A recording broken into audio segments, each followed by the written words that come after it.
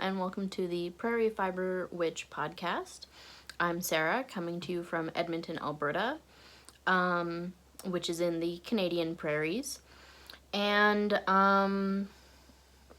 this is my little bit of YouTube that I use to talk about my crafty pursuits. Mostly knitting, but other things too. This week will be mostly knitting stuff. I apologize for, the glare from the sun, but my blinds are broken, so we've ordered new ones, but they're not ready yet, haven't been installed, so you get this sort of sun-dappled look today. And I know it's been, like, my other podcasts have been a little bit more spaced out, but I realized that I had a lot of stuff to talk about this week, like, even though I just talked to you last week. So I figured I had a day that available that I could podcast. So here we are. First I'll talk about what I'm wearing. I actually dressed up a little bit today, as opposed to just wearing a t-shirt and shorts like I usually do. And that's to show off my new sweater that I finished. This is the Stockbridge pattern by Ysolda Teague. This is my second time knitting this pattern, and I feel like this is like my best fitting sweater to date that I've ever knit. I'll put in some video.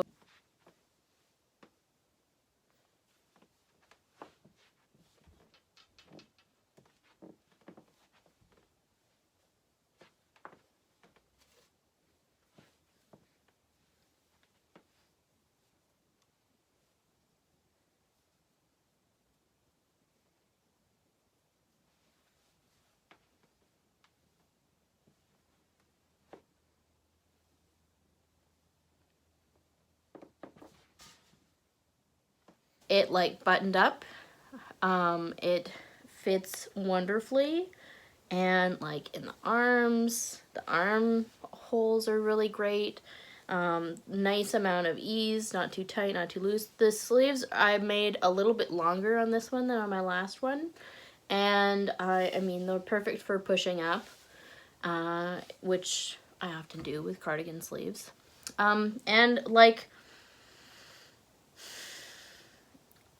I really I'm a big cardigan wearer.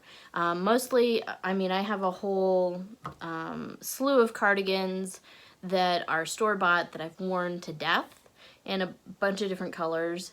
And I decided, when I first knit this pattern a couple years ago, I decided that, I should just recreate some of the sweaters, the store-bought sweaters that I wear all the time as a knit sweater. And that's a guarantee that it'll be something that I'll wear, on a regular basis, right? So this is the second one of those. This yarn I had bought to do a different pattern, to do a test knit pattern, but I got too excited about the test knit, and so I started with different yarn that I had already. So when this came, I thought it was a great color, and it would be a great contrast for a neutral, like this gray dress. And this dress is a Hinterland dress that I made before we went to Mexico earlier this year. So I believe I made this in January. And this is linen that I bought in the fabric district of Montreal, which is on Saint-Hubert Street, high up on Saint-Hubert. There's just a whole series of fabric shops that have been there for many years, and I mean, they all have names, but because it's a whole district of them, I don't know them well enough to tell them apart or to remember exactly which shop. But the shop that I bought this in she carried a whole bunch of different linens, so at that time I had bought a couple different ones to try, and I mean, the fabric is a little bit transparent, but I kind of just don't care.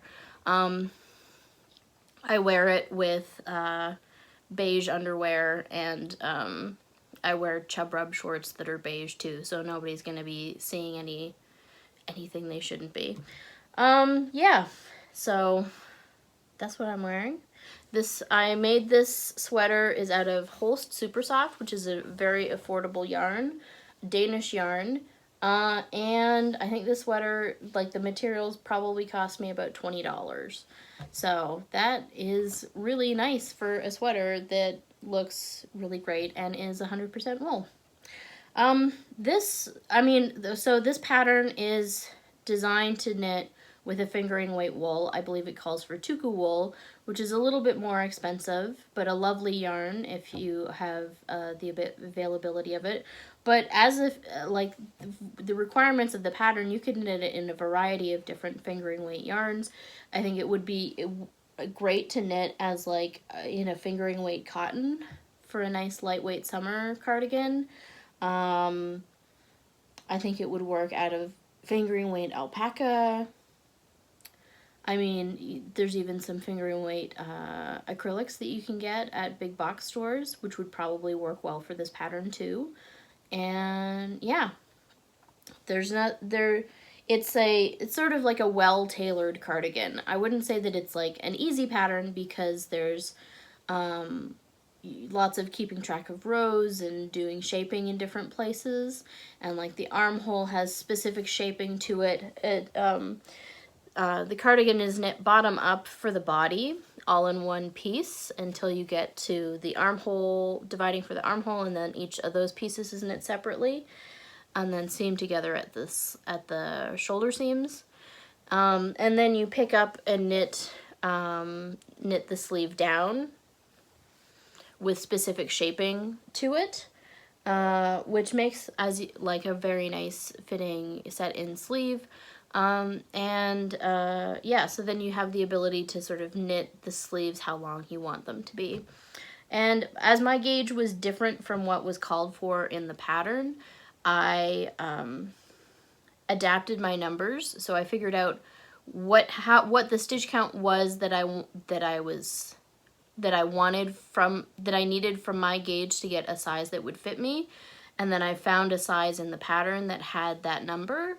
So I followed those numbers in the pattern for stitch counts, and then I adapted the row counts to match my row gauge from my swatch also. So it took a little bit of figuring in the beginning, but it worked out quite well to do that. And yeah, I mean, you can kind of see peeking my next one that I'm working on, the third version of this pattern. Yeah, of the first one that I made, I wear the heck out of. I expect I'll wear the heck out of this one, so it makes sense for me to have a bunch of them.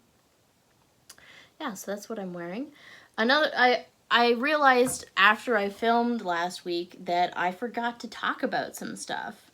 And I thought about just doing like a little filler episode just talking about that stuff, but as it turns out, I did a bunch this past week, like I finished this cardigan. And so I will show it to you. This is a hat that I test knit for Mckenzie Mullen of M to the Third Yarn Company and podcast. This is her newly released Kulkulkan Hat pattern that she is actually hosting a knit along for. So that's, I knit this. It's a DK weight pattern. I just grabbed some DK weight that I had in my stash because I mean, M to the Third has a DK weight yarn that she sells, but as I'm in Canada and it would be coming from the States, there's no guarantee that it would come in a reasonable amount of time right now. So I opted to use something that I had in my stash, which was this Ocean by the Sea DK. It's her Meadow base, I believe, and the color is Peach Fizz. And I knit an extra repeat of the stitch pattern to make it a little bit slouchier. I mean, it's a bit big on me, but the idea was that this would be a hat that I would share with my mom, who has curlier hair than me, so it's a little more voluminous. She has more volume in her hair than I do. I have straight, flat hair. So the idea being that would fit her. Now, I probably should have gone down in needle size for the ribbing because it's stretched out a little bit since being blocked.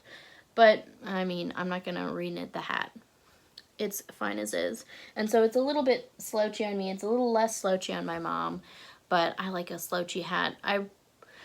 Being somebody who has always lived somewhere, well, mostly always lived somewhere with extreme winters, I'd rather have a little bit more hat than a little bit less hat.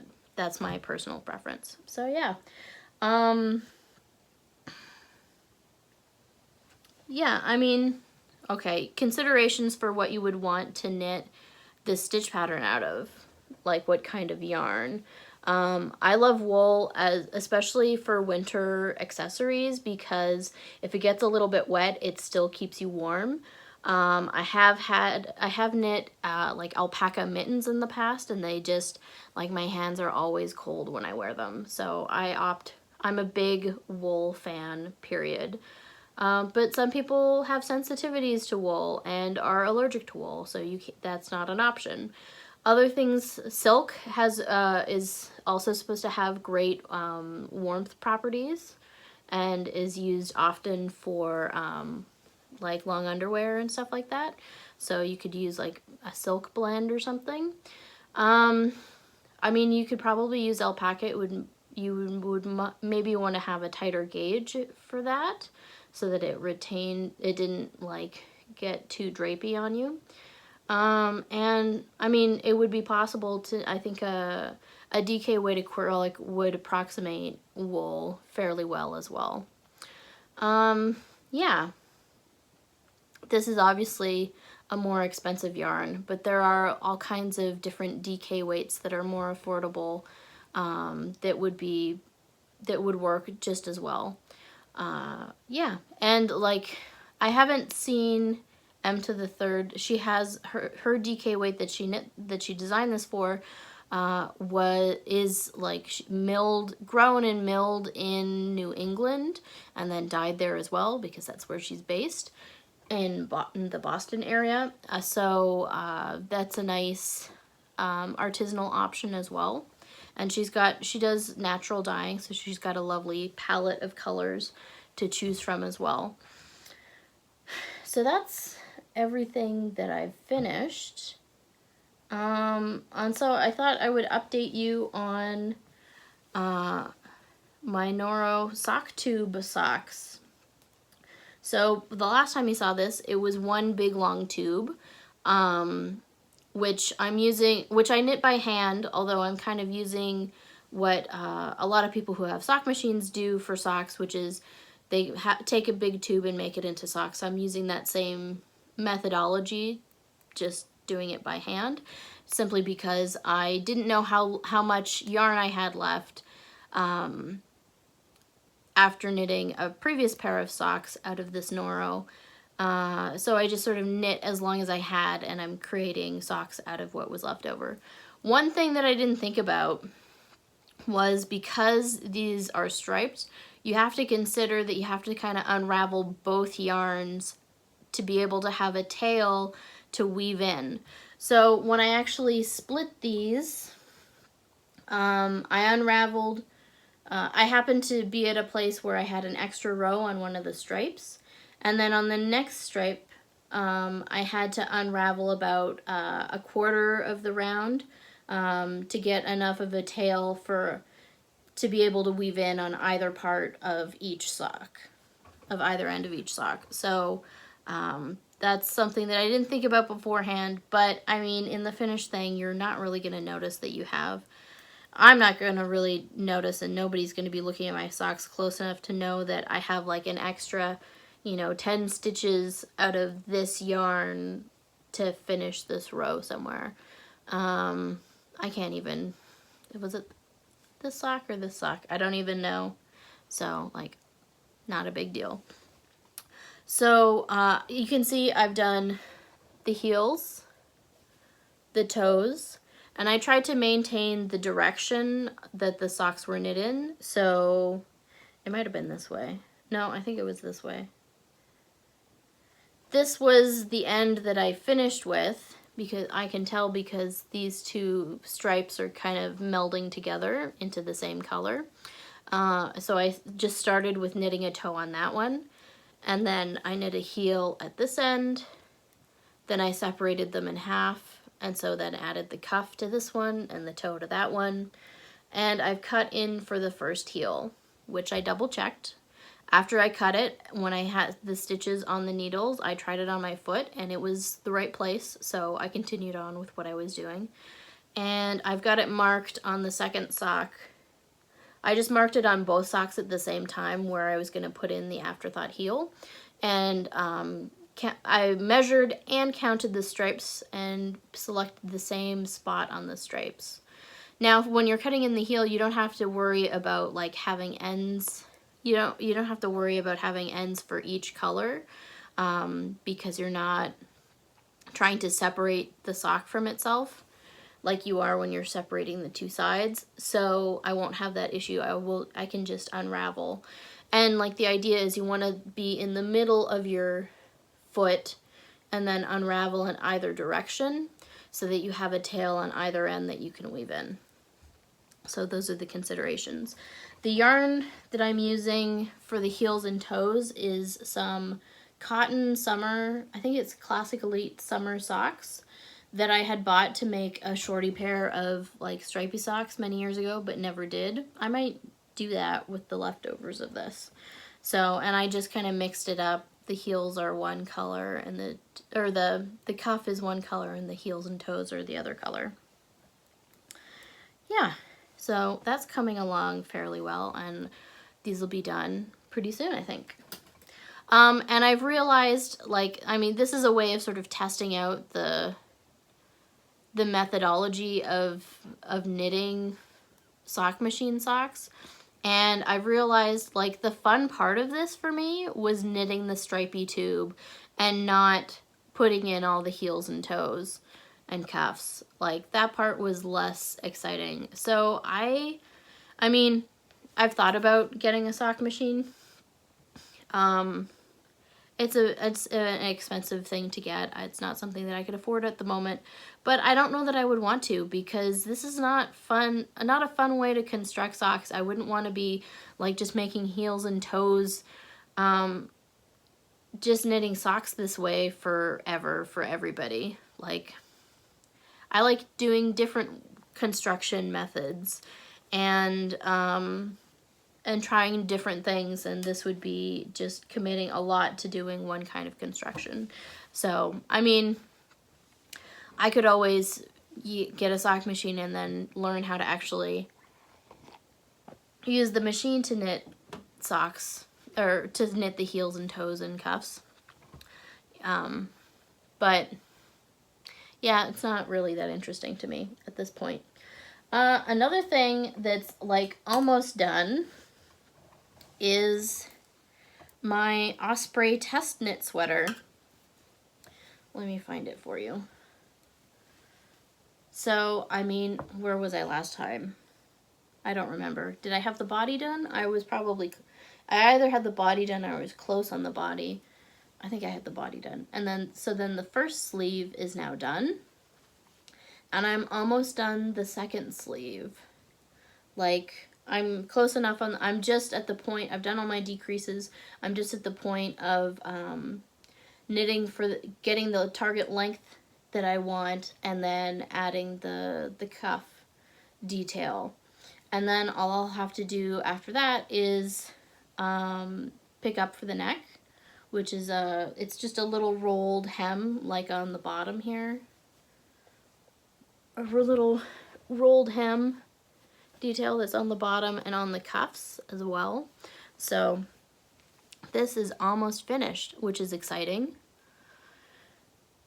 And I still have like quite a bit of yarn left, which is impressive. I think the yardage was an estimate that was on the skeins. Either that or like it's not taking as much yarn for my size as was targeted. So I'll be interested to see how that calculates out when I weigh the final sweater. And So this is an upcoming pattern from Jacqueline Cieslak. This is the Osprey pullover, which is a similar construction to the plover cardigan that she designed for Making Magazine for their, I believe it's their Simple issue, which I test knit for her last fall. That was the first time that I test it for her. And yeah, I've recently started wearing that sweater a lot, and it's just like a really nice lightweight layer to throw on. This one is knit at a slightly different gauge. It's meant for like a plumper fingering up to like a light DK, I think, is sort of the range of weights for this yarn. And as a brioche, like the brioche gives a lot of definition to this. And like there are people test knitting this in all kinds of different yarns. I believe somebody's doing a linen version. Somebody's using like hand-dyed singles. What else have I seen? I mean, this again would be something that would work well in like an acrylic yarn, if that's your speed. Yeah, and it's just a nice, cozy, it'll be a nice, cozy, like sweatshirty kind of sweater. I have a sweater already that's like a little bit cropped that I have worn the heck out of, that's like a store-bought sweater that I think will be replaced with this. Because my room is in a half basement, and so that's why I can, like, it's August and I can be wearing a sweater in my room. It's, I mean, it's half submerged and there's not really any insulation, so it's always cool down here, even without, like, this part of the house isn't air conditioned and does not need to be, so it is always cool down here. I'm usually, if I'm in here in the summer doing coursework, I'm usually wearing pants. So yeah, it's just, yeah, Alberta summers, they get hot, but they don't get as crazy hot as in Montreal, and there's not as much humidity, so it's possible to wear pants. I mean, like light cotton pants, but still pants. Yeah, so that's this sweater, and it is almost done, and I expect it to become a favorite. And I'm knitting this, I'm magic looping the sleeves. I do this mostly because I can't be bothered to get other needles and like look for them in my needle box. I'd rather just like continue knitting, so yeah, so I magic loop the sleeves, which works out. And these are, what are these? These I think are 3.75 millimeter needles, or a US 5, which, what is that? Which I think is a little bit smaller than what's called for in the pattern. But again, I got gauge with it, so I just stuck with it. And I only have one set of 4s, which are in a different project. So that's why I went with the 3.75s. What else? And then, I mean, this isn't the most exciting progress, but it is progress from last week. I had just cast it on, so, and I just started a second ball of yarn. Oh, did I talk about the yarn? Should I talk about the yarn? This sweater is knit out of some yarn that I bought at Custom Woollen Mills when I went down there a couple summers ago for a tour from their mill shop. And this is their 2-ply sock weight, so it has 70% wool and 30% nylon in it for socks, and I believe their wool is a blend between Rambouillet and Merino, grown in Western Canada. I started alternating skeins with this project because it was sort of modeled at the top, and I believe that's something that they recommend with their yarns. Any other information about this? I don't think so.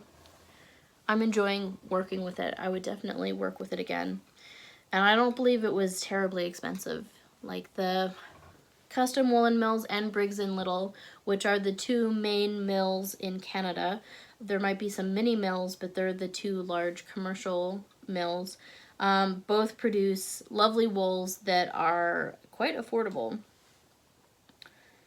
Yeah, so this is my third Stockbridge cardigan that I have started, and this is out of Jamieson and Smith 2-ply jumper weight, which comes in 25-gram balls, or you can buy a 500-gram cone with the same yarn. This particular color is number 1280, which, you know, from back here kind of looks like a gray, but it's this lovely, it's got marled with like, it's a heathered yarn with sort of purples in it and blues and sort of mint green to it. So in different lights, it looks like a totally different color.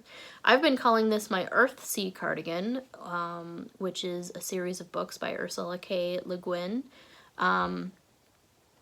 Simply because of the color changing kind of properties of this wool, of this particular colorway, that it seems sort of magical to me. And yeah, I am really looking forward to having this be a sweater. Though, and like, yeah, like I said last time, I am considering getting a cone and then making like many more sweaters with this particular color. Not sure though. I mean, I have plenty of yarn in my stash to be knitting other things. So for this one, it's a little bit plumper than the Holst Supersoft. So I am actually closer to gauge, the pattern gauge for this pattern. So what I've done is I've circled a whole different set of numbers, and based on my row gauge, I'll calculate to see if it's a big difference in the row counts that would warrant like doing another set of numbers for that. Or I might just stick to the numbers that are in the pattern. If it's only off by like a row or two here and there, that might not make a big difference. So, to be determined. And yeah, I mean, I have a preference for wool. The first version of this cardigan I made out of Holst Coast, which is, I believe, 50% cotton and 50% wool. And yeah, I wear the heck out of that sweater, so yeah, a wool cotton blend would work nicely. They also have, I think, a wool silk blend, the Holst company, which I haven't seen in person, but I am like wool and silk would be lovely together. And they have, in their yarns, they come in a lot of different colors. Yeah, so I'm also knitting this on slightly larger needles than what I knit my first two on. So this is on the ribbing I'm doing on a 2.5 millimeter needle, which is a US 1.5. And I'll be going up to a 2.75 millimeter needle for the body of the sweater, which is going to be soon. So that's about what I've been knitting this week, which, I mean, has been, yeah, that's pretty good progress, I think, anyway. And another thing that I forgot to talk about last week was a book that I finished reading. This is the newest book by, now, the one thing that I learned from reading this book was that I was, you know, pronouncing his name incorrectly. So, or his last name. So this is The Loneliness of the Long Distance Cartoonist by Adrian Tomine. Yeah, it's not Tomine, but it never are we told like what it should be. But anyway, I devoured this when I first got it, which is kind of why I forgot that I had read it, I guess. I've been following his comics since they were first published in book form, and I really enjoy, he sort of changed his style in the past few years to this kind of like smaller, more spare artwork style, which I really enjoy, and it also has gotten kind of done some more like more comedic kind of gag comics, which this is along those same lines. The first time he did that was for this little sort of, I think it was almost like a sketchbook project that he ended up giving away as a wedding favor when he got married, which was scenes from an impending marriage, which was, I read it, I got it out of my library, and I liked it so much, and I thought it was so hilarious that I actually sent it to a friend of mine who was getting in wedding preparation mode. I think she enjoyed it. I don't know. I still got an invite to the wedding, so yeah, so it's interesting little stories from his life as a cartoonist, and I love, there's a few moments where he's at signings and stuff like that. Anyway, I recommend it. It's really funny.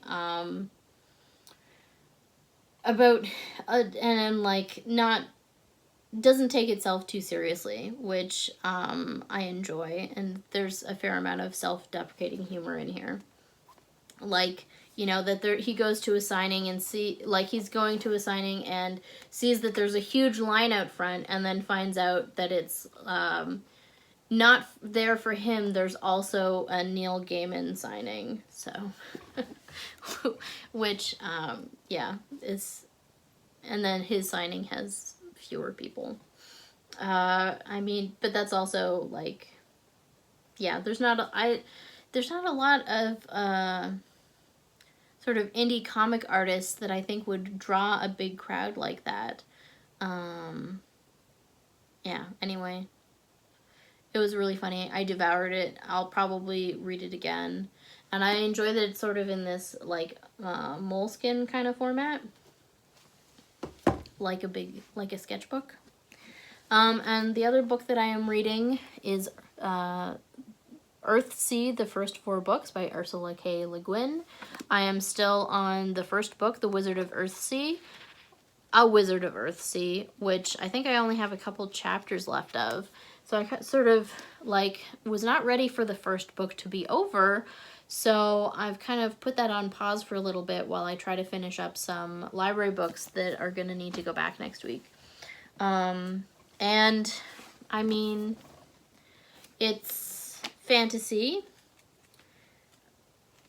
It's sort of this, it's kind of got this epic quality to it, but it's, I'd say a little bit easier reading than, say, Lord of the Rings, which are also good. But it still has that same kind of epic quality to it. And there's this I keep flipping back to the map to sort of know where we are. There's this lovely map in here, and I kind of wish it wasn't split over a page because you kind of lose some of the detail in there. I think this is a lovely map of the world that would be interesting to see if somebody's done a print of. Yeah, I like a good fantasy world map. Game of Thrones also has good maps in the beginning, so it gives you a nice idea of where things are happening. I like having that sort of visual representation. And it's been a long time since I read The Lord of the Rings, but I don't remember referring to the map as much, and I actually think that if I look at the map, I was always imagining they were going in a different direction than they actually go in the book, so yeah, it should be, yeah, maps are good to have, and having a nice map. And there's some lovely, Tolkien did a bunch of illustrations of his own worlds that were, I think in the 90s or the early 2000s, they actually printed some of his illustrations in some editions so that you could actually see how he had sort of envisioned it, which I think is a nice, it's always nice to have the author's vision of what they're presenting, especially when it's well done. Like, he was obviously skilled at illustrating these things. And the book that I'm sort of currently reading is Know My Name by Chanel Miller, which is very different from Earthsea. It deals with the sexual assault of Chanel Miller at a party in Stanford, in the Stanford area. And it's sort of her telling her version of the story. And so I only started it last night. Like I said, I have a whole stack of books that have to go back to the library next week. So I figured I should read some physical books. Read some of them. And, I mean, it's a very, like, content warning sexual assault.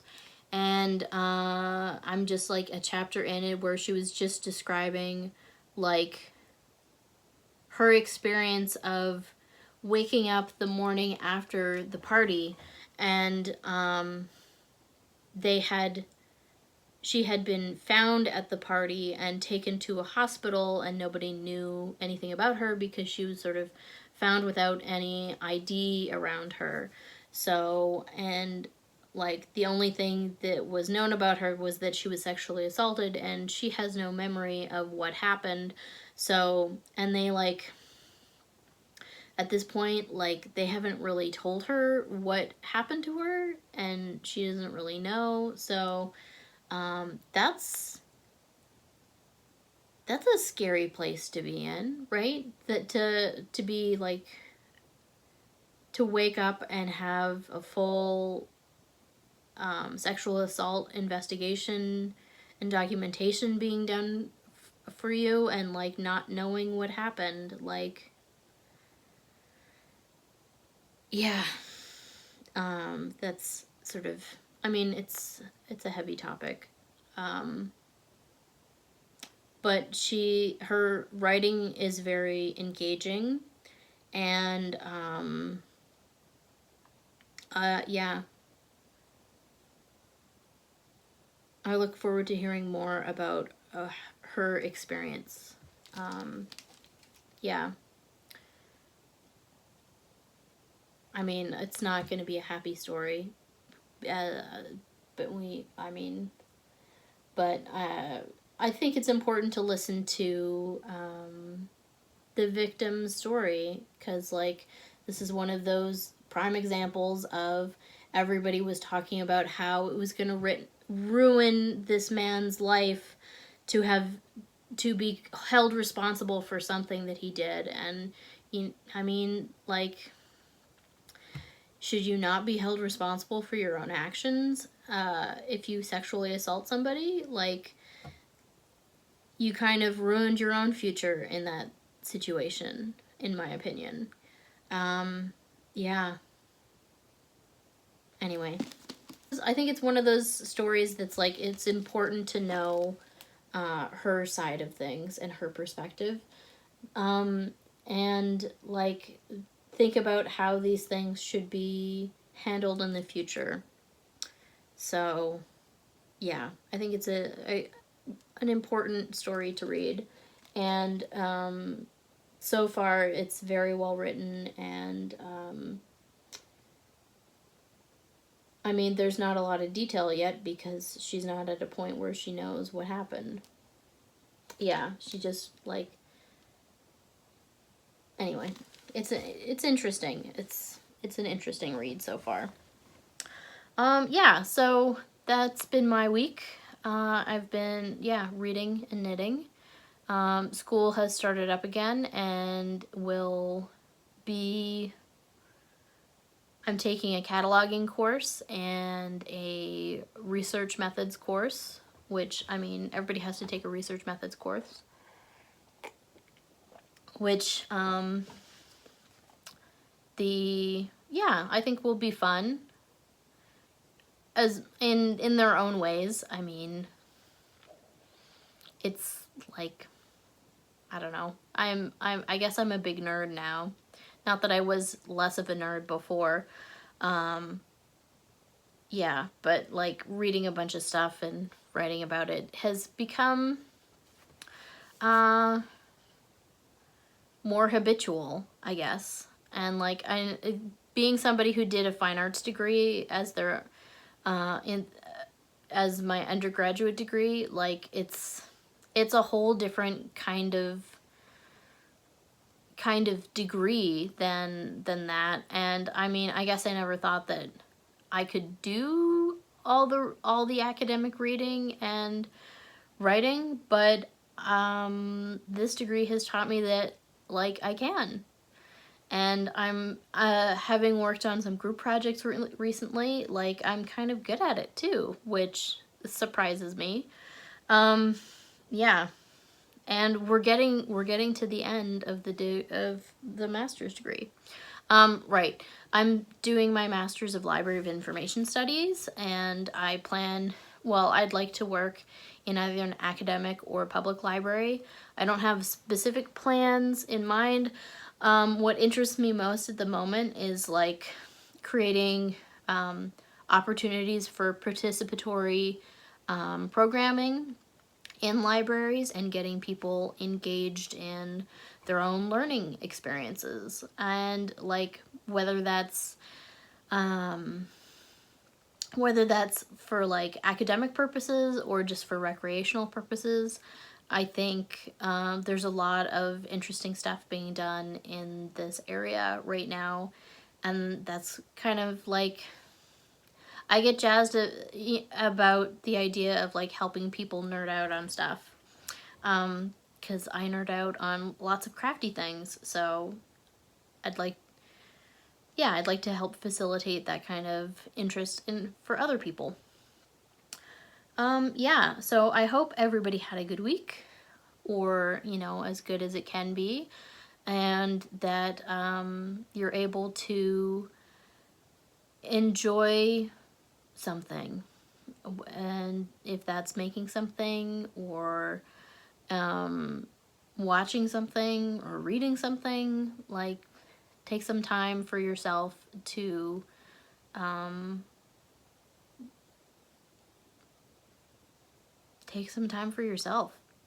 just have time to do something. Okay, this is getting stupid. All right. Yeah, and I'll see you next time. Thanks for watching.